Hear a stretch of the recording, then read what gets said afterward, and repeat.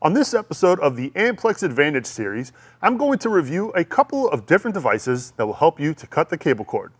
We'll be taking a closer look at the Roku Ultra and the Amazon Fire Cube.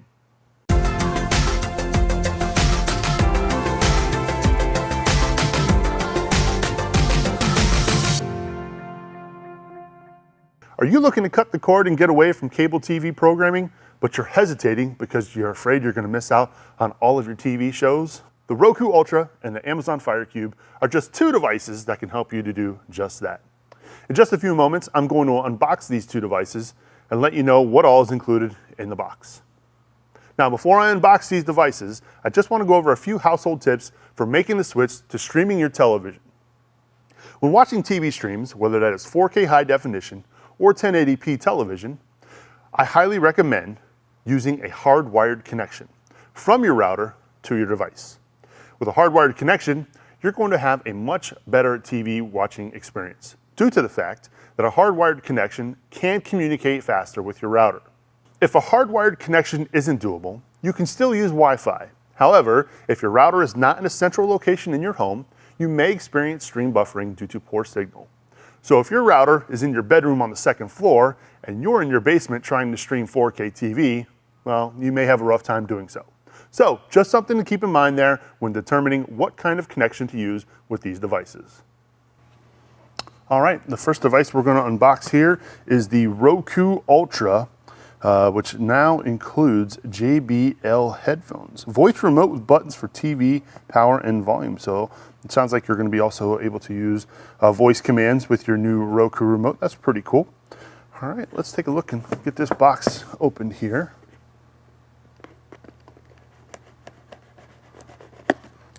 Go. All right, let's set that aside. All right, so Roku Ultra. As you can see here, very nice design, very small box here. As you can see, we've got on the back of this device, you've got your DC power in, which is how you power up your Roku. You've got your HDMI connection to your television. That's how you're able to actually input the device there to your TV. Now, if you're like me and you're going to be adding a lot of channels to your Roku device, this micro SD slot here allows for you to add more channels to your device if your storage space fills up here on your Roku. Usually you can get about 40 to 45 channels here on your Roku before you run out of space. So the SD slot allows for some more storage. And then of course here you've got your Ethernet adapter. And this is where you would hardwire your connection to your router. So that's the actual device here. And then also we've got a USB.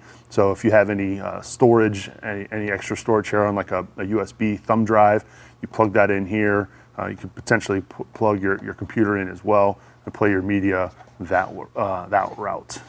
In here. It comes with your quick start guide, so your instruction booklet. Here is the Roku remote, which is very nice. You've got easily identifiable buttons. Obviously, you've got your home buttons here. As far as your home button, that's what brings you back to the main screen on your Roku. Then you've got obviously your favorite channels here. You got your Netflix, your Sling TV, Hulu, and Vudu. So if you press those buttons, it's going to take you to those automatically here. Here in the middle, you've got your microphone button. So when you press that button, it will obviously allow you to do some voice commands. And I believe this little small hole underneath the power button is probably the microphone there. You got some volume buttons on the side of your Roku remote. And that is because with this Roku remote, and I believe if we open this up a little bit further here, yes, indeed, we've got some headphones that are included. Let me get this. And so the nice thing about this Roku remote is that, let's just say you are, it's late at night and you want to stay up late and you're watching a game or you're watching a TV show, but your significant other is laying next to you or is in the same room as you and is trying to sleep or trying to be quiet.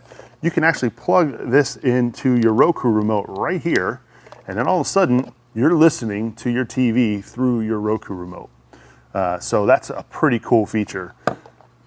Also comes with AA batteries here for the Roku remote itself. All right, also comes with your adapter.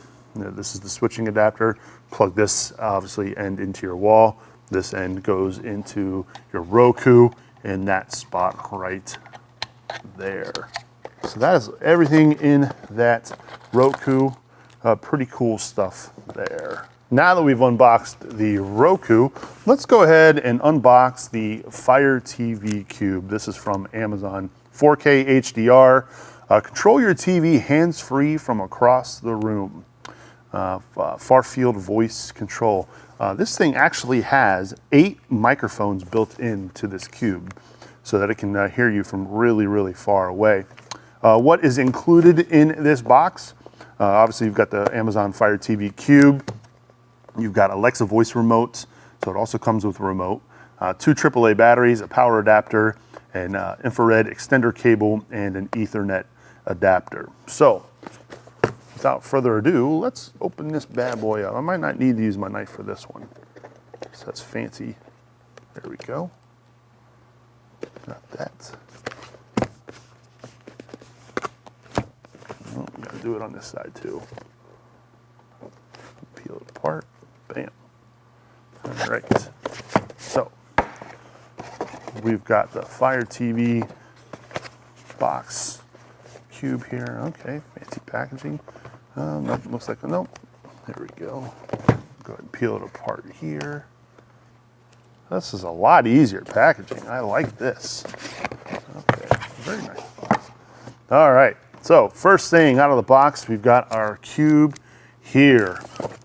And on the back here, it's got some instructions. Fire TV Cube, proper placement.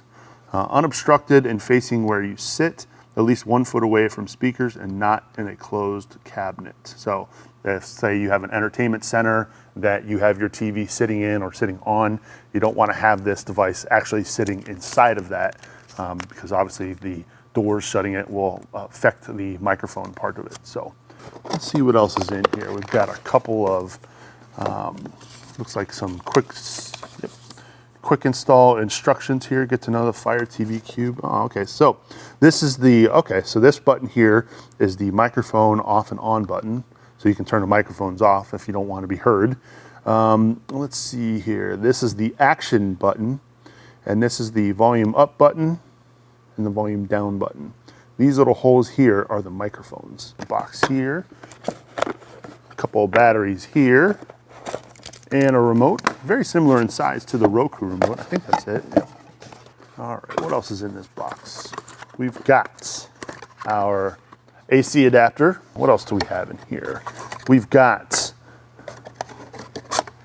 okay, this is your Ethernet adapter. So it does not include an Ethernet cable, but it includes an Ethernet adapter. So on the back of this device here, we've got our micro USB adapter here. This plugs in like so. This here, you're gonna plug this into the back of your device here in the micro USB slot. There you go, that's awfully snug. All right, and then what you would do here is you would plug in your Ethernet cable from your router into this spot here. So rather than putting an actual Ethernet adapter on the box itself, they at least provide you with an Ethernet adapter so that you could do just that. Looks like another micro USB port here as well. So if you want to do any kind of charging or plug in another device, maybe some media storage, that goes there. You've got your HDMI output here.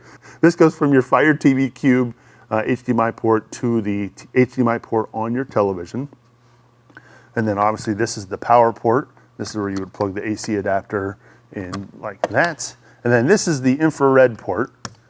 You get a better look at that. This is so that you can, if let's say you want to, maybe you don't have enough room, and so you've got to plug this in behind, maybe behind your television, even though you really shouldn't do that. You could plug this into the back of your Amazon device here, and then extend the infrared so that your Amazon Fire Cube remote can pick up the device so you can change the television. So there you have it. These are just a couple of the devices. This is the Roku Ultra and the Amazon Fire Cube TV. Just a couple of devices that can help you cut the cord. Now, a couple of things I want to mention right off the bat about this device here, the Amazon Fire Cube. If you're a YouTube TV subscriber, the YouTube TV app does not work on this device. For whatever reason, Amazon and YouTube haven't been getting along lately, so just something to consider that when you do purchase this device, just letting you know the YouTube TV app is not compatible with this specific device here. But if you have Alexa, if you have a lot of your movies you've purchased through Amazon Prime, this is a great device to use for that. With the Roku Ultra here, services like Sling TV, DirecTV Now, Hulu Plus, YouTube TV, all work here on this Roku device. The nice thing about this Roku is that even if you are an Amazon Prime subscriber, even if you're not using a device like this, you still have the ability to watch Amazon movies through the Amazon Prime channel on your Roku. So that is just some of the differences between these two devices. Both of them stream 4K, both of them stream HDR, vivid colors. Both of them have great remotes. The one difference here, the Roku remote has the ability to plug in headphones so you can listen to your television through your remotes. You cannot do that here with the Amazon Fire Cube TV. Other than that, both of them allow you to watch television over the internet without having a cable subscription. So just something to keep in mind when you're buying your new device when you're cutting the cord. If you have any questions about cutting the cord, you can always get in touch with us here at Amplex. Our customer service technicians are more than happy to assist in any way possible. Feel free to email us at support@amplex.net. That's going to do it for this episode of the Amplex Advantage series. Glad to be back. We hope to be doing a lot more of these here in the future. Thanks for watching.